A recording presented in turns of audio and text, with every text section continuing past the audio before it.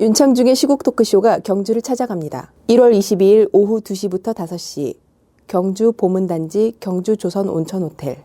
도서구매 토크쇼에 대한 문의사항은 010-8881-4649, 010-8881-4649, 도서출판 윤창중 칼럼세상으로 전화주세요.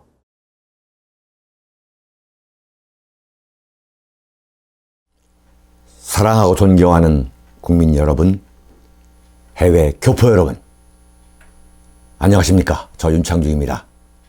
오늘 제가 말씀드릴 칼럼은 과연 현재 국민 지지도 1위를 달리고 있는 문재인 씨가 전국의 대한민국 대통령이 될 수 있느냐 하는 본질적인 문제에 대해서 제가 깊이 있는 칼럼을 말씀드릴까 합니다. 제가 볼 때 현재 박근혜 탄핵 정국과 광화문 촛불 시위 와중에서 여러분, 문재인 씨는 가장 큰 피해자라고 저는 단정합니다. 왜 그럴까요?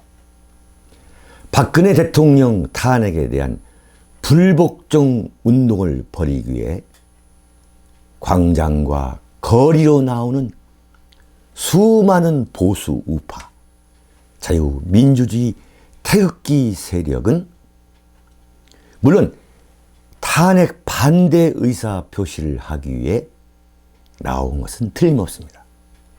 그러나 그 태극기 세력의 마음속에서는 문재인이든 좌파 야당 누구에게든 다음 정권이 넘어가서는 안 된다.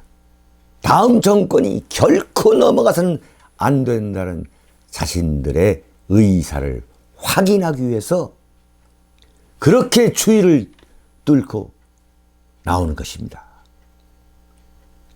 이 거대한 탄핵 반대 물결이 반 문재인 세력으로 철벽처럼 문재인의 앞을 가로막을 것이라고는 아마 문재인 진영에서는 전혀 예측하지 못했을 것입니다. 그래서 이번 광화문 촛불 시위의 가장 큰 피해자가 바로 다음 정권을 노리는 문재인이라고 저는 평가합니다. 문재인은 대한민국 전체가 이렇게 난리통인데도 자신의 지지도가 25% 안팎에서 벗어나지 못하고 있는 데 대해서 당황하고 초조해하고 있다. 저는 그렇게 보고 있습니다. 말 그대로 마의 25%에서 문재인은 지금 벗어나지 못하고 있는 거예요. 왜 그렇게 지지도가 꼼짝 달싹하지 못하고 있는 것인가? 이걸 제가 지금 여러분들에게 설명하라는 것입니다. 문재인의 전술과 전략이 완전히 실패했기 때문입니다. 그런데 그것을 만회하려면 할수록 거대한 문재인 비토 세력의 울타리 안에 갇혀 나오지 못하고 있다. 이게 바로 지금 대선 전국의 구도인 것입니다. 구조적으로 문재인은 마의 25% 그 절벽에서 기어나오지 못하고 있다. 문재인이 이번 광화문 촛불 시위 와중에서 범한 가장 큰 전술적 오류는 보수 우파를 불사르겠다. 보수 우파를 노골적으로 적대 세력으로 공격하고 나온 것. 그것이라 저는 보고 있습니다. 최순실 국정농단 의혹 사건으로 인해서 박근혜 대통령이 하루아침에 궁지에 몰리자 이른바 박근혜 대통령에 대한 그 콘크리트 지지층까지 모조리 떨어져 나갔다고 대한민국 좌익 언론들이 그 선동질을 해댔죠. 그런데 그 문재인은 그런 선동을 그대로 믿고서 떨어져 나간 박근혜 지지층을 흡수하기 위해서 보수 우파를 공격했던 것입니다. 보수 우파를 공격하겠다. 보수 우파를 불살르겠다. 이렇게 나온 문재인의 그 전술 전략이 실패했기 때문이다. 안철수와 함께 경쟁적으로 박근혜 대통령의 하야와 탄핵을 주장하고 나온 것이 둘 다 치명적인 실수였습니다. 박근혜 대통령을 당장 하야시키고 박근혜 대통령을 형무소로 보내겠다는, 그래서 탄핵을 형무소에 가지 못하게 그런 상황이 온다면 탄핵을 하겠다라고 박근혜 대통령을 몰아친 것. 그래가지고 문재인보다 더 강경했던 안철수는 이 촛불 시위가 시작되자마자 사실상 대선 레이스에서 완전히 멀어진 거예요. 완전히 아웃된 겁니다. 박근혜 대통령에 대해서 가장 강력하게 당장 물러나라. 당장 물러나라고 이를 악물면서 소리친 사람이 바로 안철수였습니다. 안철수는 대한민국 모든 언론이 박근혜 지지 세력이 이제 완전히 떨어져 나갔다라는 선동에 본인이 속아 넘어간 거예요. 어떻게 됐습니까? 안철수의 지지도가 그야말로 한 자리 숫자로 떨어진 거예요. 언론에서 말하는 박근혜 대통령의 그 지지 숫자로 안철수가 곤두박질된 거예요. 그런데 이 안철수가 강하게 나오니까 광화문 촛불 시위대를 겨냥해가지고 옳지, 내가 이거 다 먹을 수 있다. 완전히 먹을 수 있다. 이렇게 해서 안철수가 치고 나온 거예요. 마치 무슨 시위 선동대처럼. 그런데 안철수가 곤두박질한 거 아닙니까? 지금 안철수는 윤창중이 볼 때 대선 후보 가운데 거론할 가치조차 없을 만큼 완전히 그야말로 무명의 대선 후보가 됐다, 이렇게 보는 거예요. 그런데 문재인 씨가 만약에 그야말로 이 난세를 잘 관리하고 대한민국을 안정적으로 이끌어갈 수 있는 그 면모를 보였다면 문재인 씨의 지지도는 폭발적으로 60%, 70%로 갔을 거예요. 근데 이 문재인 씨가 안철수와 경쟁을 벌이는 거예요. 이 경쟁을 벌이니까 어떻게 되냐?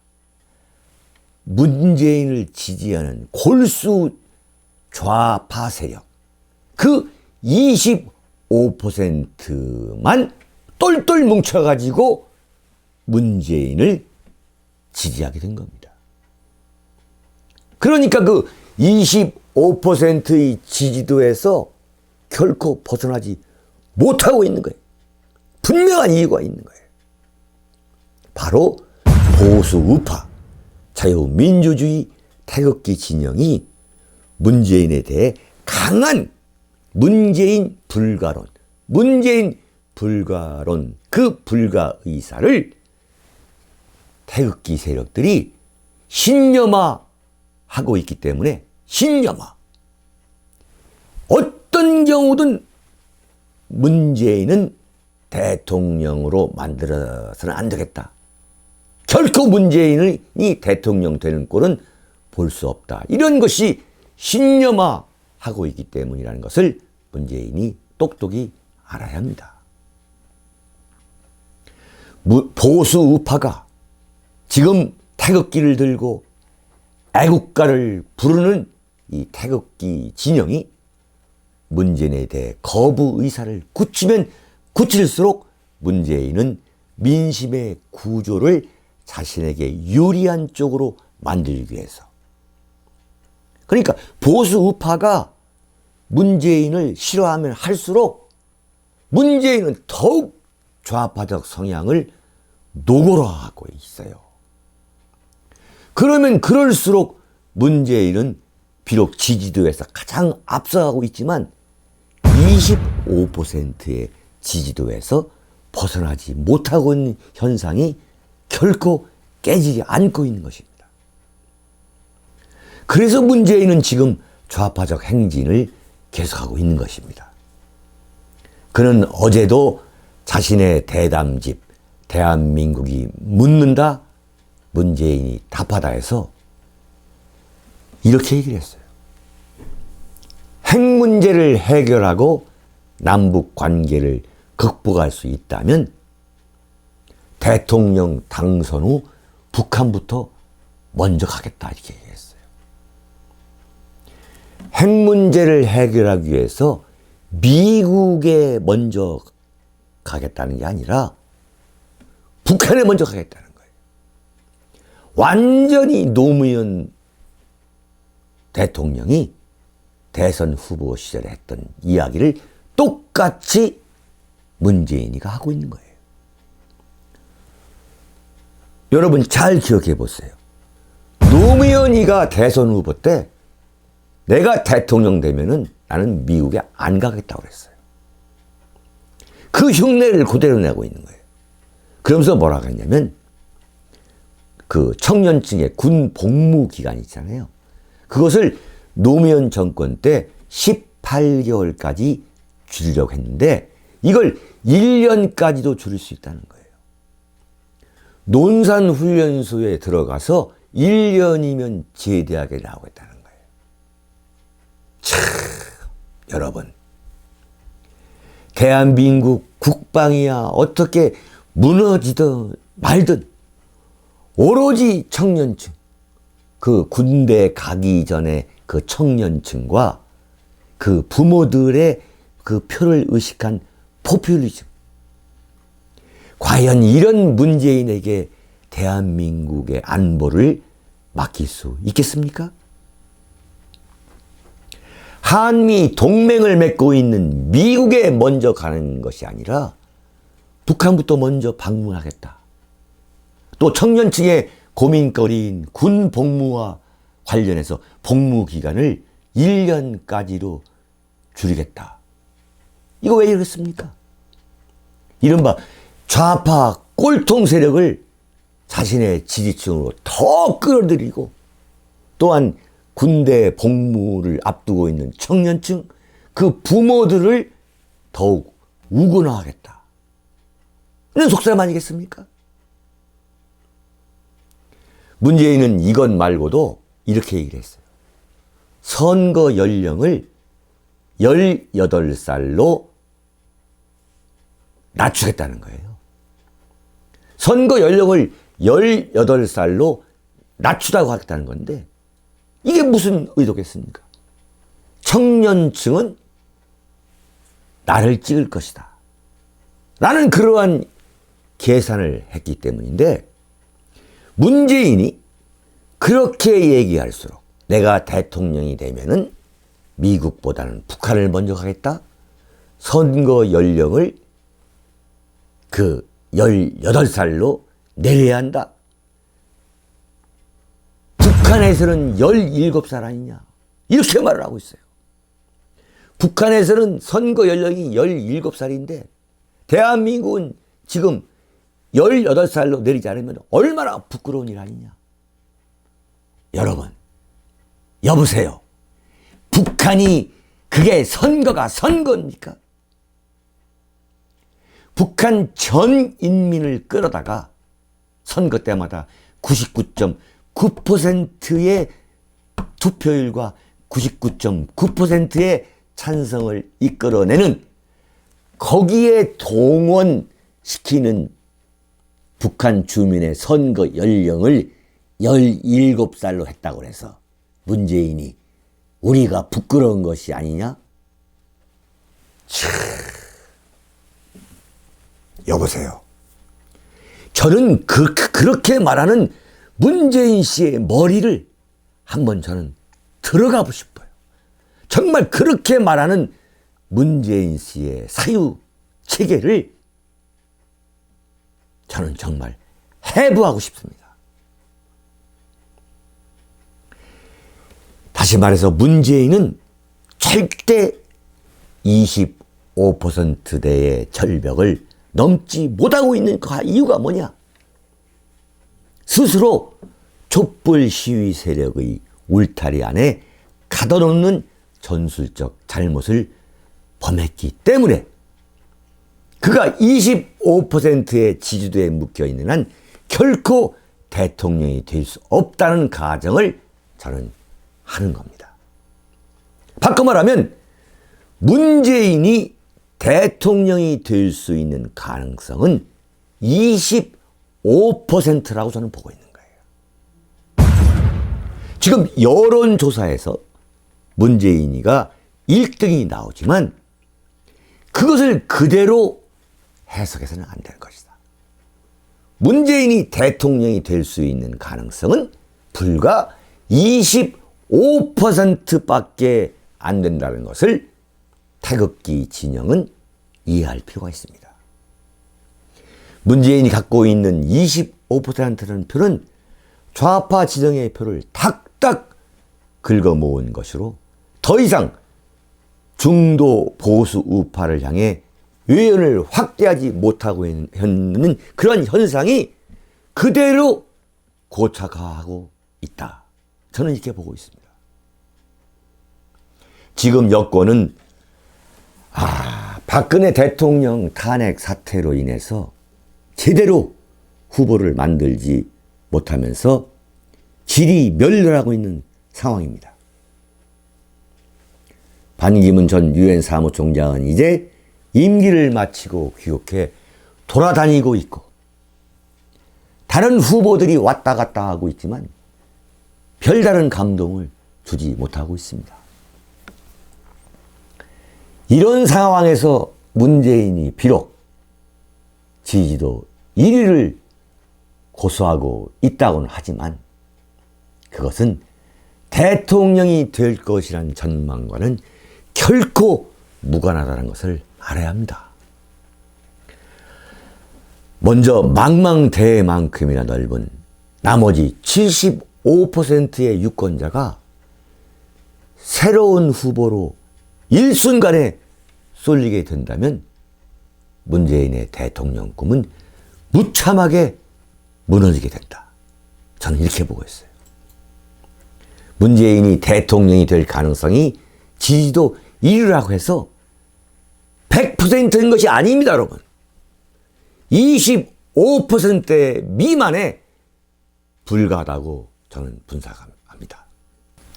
문재인은 25% 지지도만으로 대통령이 될 수 없다는 것을 잘 본인도 알고 있는 것 같아요. 그래서 대선 후보들이 4명이나 5명으로 난립해 주길 바라고 있을지도 모릅니다. 물론 그런 계산도 얼마든지 가능합니다. 현재 거론되고 있는 인물들 가운데 후보 단일화 작업이 안 돼 거의가 다 나오게 된다면 대선 후보 숫자가 4명이나 5명이 아니라 6명, 7명이 될 수도 있어요. 그런 후보가 난립하는 시나리오라면 문재인은 25%대 지지도만 갖고 대통령이 될 수도 있습니다. 그렇지 않습니까? 4명, 5명, 6명, 7명이 나올 경우 산술적으로 문재인은 25%를 확보하고 있기 때문에 예컨대 문재인 콘크리트 지지층이 25%라면 산술적으로 25% 대통령이 될 수 있습니다. 그러나 그렇게 후보가 난립한다는 것도 문재인 마음대로 되는 것이 아니고 결국 선거는 뭐냐면 1대1 구도 속에서 치열한 경합을 벌이는 것이 대한민국 대선의 일반적인 현상입니다. 제가 1981년에 정치부 기자를 시작해서 30년이 넘도록 정치부 기자와 정치 담당 논설위원을 하면서 대한민국 대선판을 지켜본 결과는 대선 후보가 난립한다 해도 문재인의 생각대로 자신에게 대통령 자리를 상납해 주는 상황은 오지 않을 것이다. 이걸 제가 설명드리겠어요. 제가 1987년 대선 때에 김대중 씨가 김영삼 씨와의 야권 후보 단일화 논란 때 김영삼 이 YS하고 야권 후보 단일화를 할 필요가 없다. 나 혼자 나가도 단일화를 하지 않더라도 내가 이길 수 있다. 이른바 사자 필승론을 들고 나왔습니다. 그러니까 김영삼 YS하고 후보 단일화를 하지 않으니까 그 국민들이 엄청난 비판을 한 거예요. 왜 단일화를 하지 않느냐. 그러니까 김대중 씨가 만들어낸 논리가 뭐냐면 사자 필승론입니다. 민정당의 노태우 후보, 여기에 맞서 김영삼, 김대중, 김종필, 삼김 모두가 대선에 나간다 해도 김대중 내가 이길 수 있다는 그런 논리였는데 어떻게 했습니까? 김영삼 YS가 소면 노태우한테 지게 되는, 패배하게 되는, 그래서 대통령이 되는 것을 방해하고 자신은 3등에 그치는 참패를 겪었어요. 네? 4명이 나와가지고 25%씩 표를 얻은 게 아니라 노태우 대통령한테 표가 쏠리고 김영삼 YS가 대통령 되는 것을 앞길을 막고 자신은 3등이 되고 4등이 김종필 씨였어요. 저는 지금 여건이 비록 시간이 얼마 남아있지 않다 해도 후보를 단일화하는 데 성공할 수만 있다면 문재인을 지지하지 않는 나머지 최대 75%에서 적게는 50% 정도의 표가 무섭게 여권 후보를 지지하는 쪽으로 결집하게 된다면 문재인의 대통령 꿈은 산산조각이 나게 될 것으로 내다보고 있습니다. 여러분 이해가 되십니까? 지금 문재인은 1980년대 대통령병에 걸렸던 김대중과 똑같은 생각에 빠져 있는 것으로 저는 생각합니다. 자신이 골수 좌파 25% 지지도를 유지하면 대통령이 될 수 있다는 생각을 김대중과 똑같이 하고 있다고 제 눈에는 그렇게 들어옵니다. 그러나 김대중 씨는 말이죠. 3차례 대선에서 무참하게 패배를 거듭하게 되자 1997년 대선에서는 급기야 자신이 평생 욕했고 자신의 표를 유지하는데 도구로 삼아왔던 뭘 하겠습니까? 군사 쿠데타의 주역 중에 한 사람이고 그것도 중앙정보부장 출신인 김종필 씨와 DJP 연합을 성사시켰어요.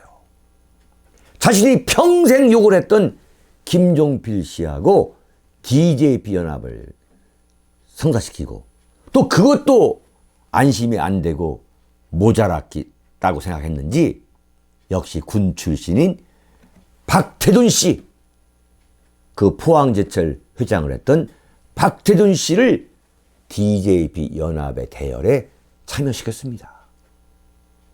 이건 무엇을 말합니까? 대한민국에서 좌파 인물은 결코 좌파 세력의 힘만으로는 독자적으로 대통령이 될 수 없다는 사실을 그대로 보여주고 있는 대목입니다. 문재인은 우파 인사와 연합하지 않고서는 죽었다 깨어나도 대통령이 될 수 없는 구조 속에 완전히 갇혀 있다고 저는 분석하고 있습니다.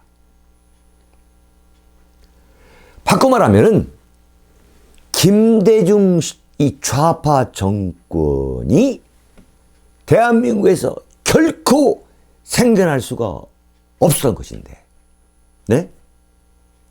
결코 김대중 좌파 정권이 탄생할 수 없었던 거예요. 그런데 그것을 누가 만들어줬냐? 김종필 씨가 만들어준 겁니다. 그래서 김종필 씨는 보수 우파의 헌정사에서 가장 큰 오점을 남긴 사람. 지금 3긴 중에서 본인이 혼자 생존하고 있다고 그래가지고 이런저런 말을 할 그러한 자격이 있는 사람이 아닙니다. 김종필 씨는 대한민국 자유민주주의 헌정사에서 결코 실 수 없는 오점을 남긴 사람이고, 두 번째는 누구냐? 바로 김대중으로의 정권 이양.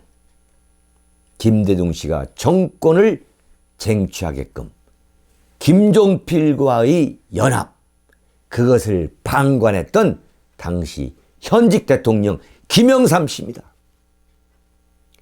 김영삼 씨가 이회창 씨가 미워서 자신이 속해 있는 소위 말하는 신한국당, 한나라당의 대선 후보가 대통령 되는 것이 못마땅해서 이인재 씨의 대선 출마를 묵과하고 묵인하고 이인재 씨가 한나라당을 뛰쳐나가서 새로운 정당을 만들어가지고 무려 500만 표를 가져가게 한 김영삼 씨.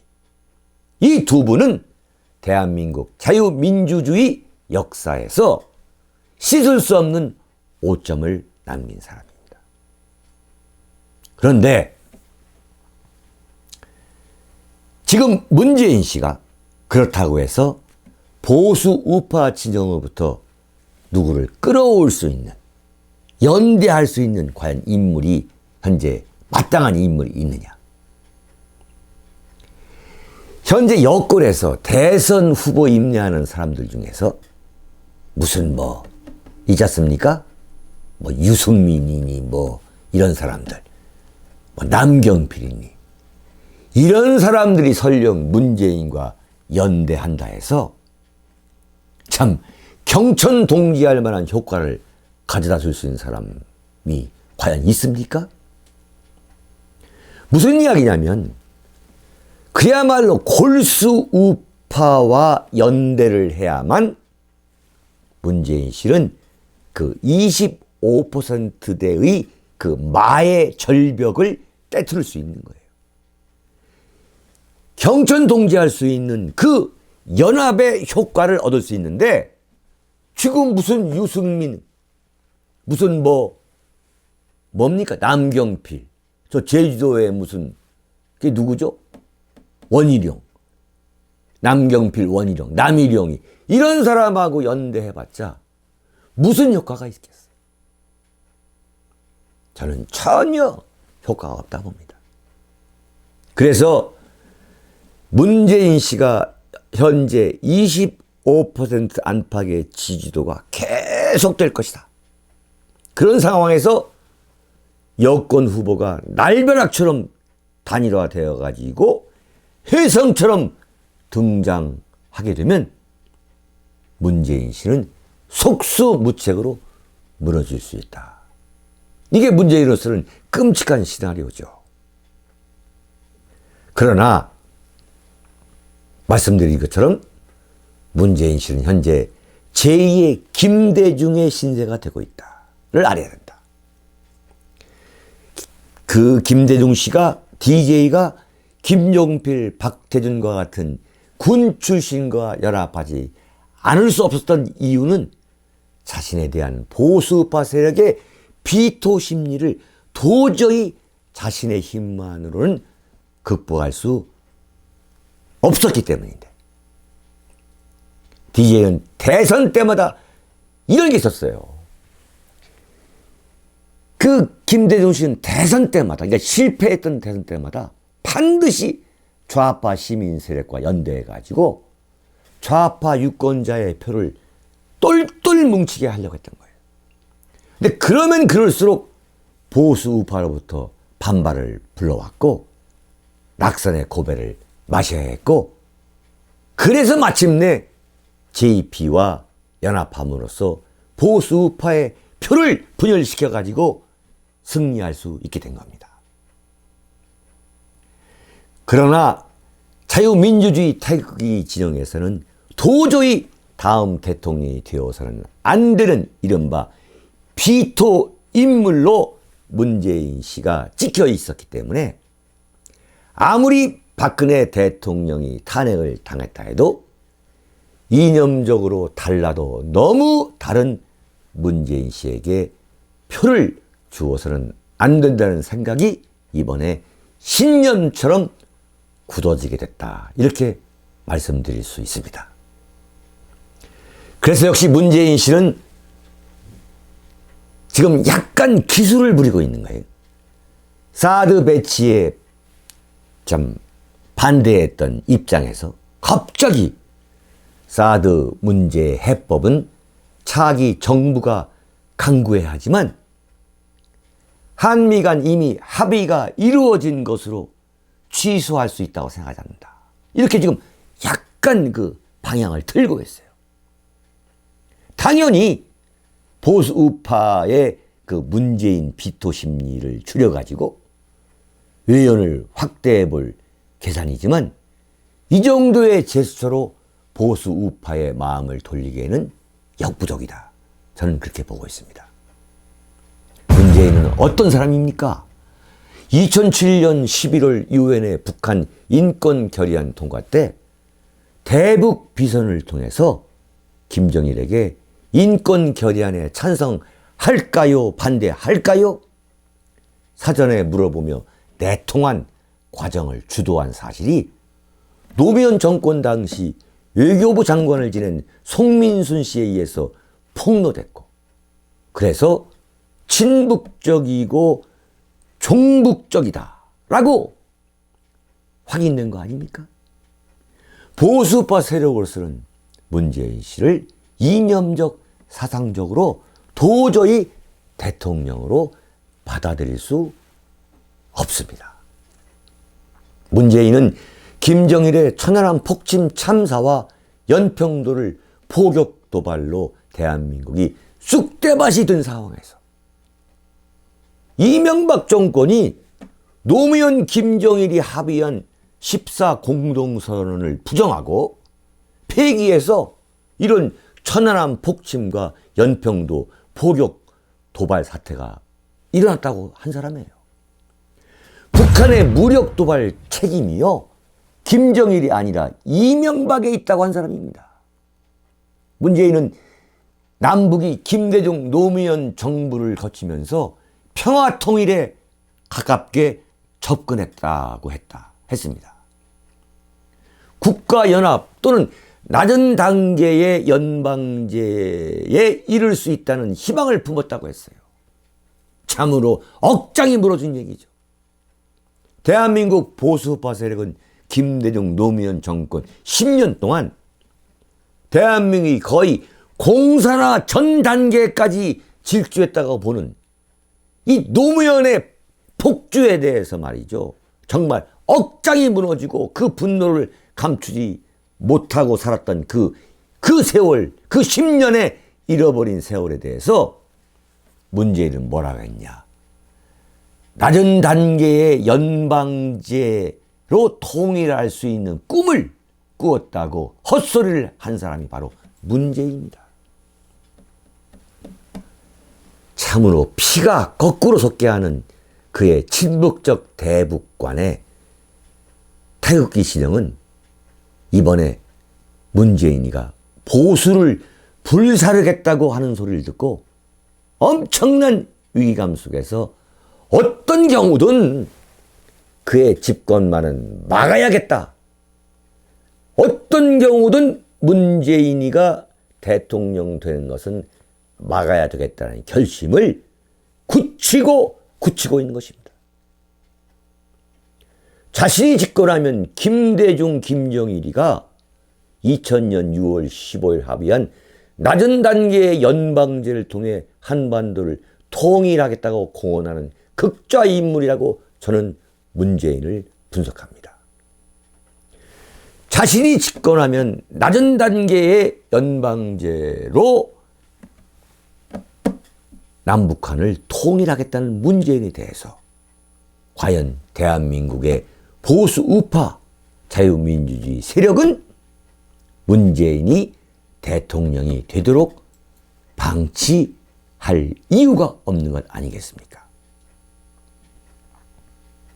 저는 문재인이 갖고 있는 이념적, 사상적, 의혹, 이념적, 사상적으로 도저히 대통령이 될 수 있는, 되어서는 안 되는 인물이라는 신념을 갖고 있는 것과 동시에 현재 문재인이 갖고 있는 25%대의 지지도로서는 결코 대통령이 될 수 없다고 현재 판단하고 있습니다.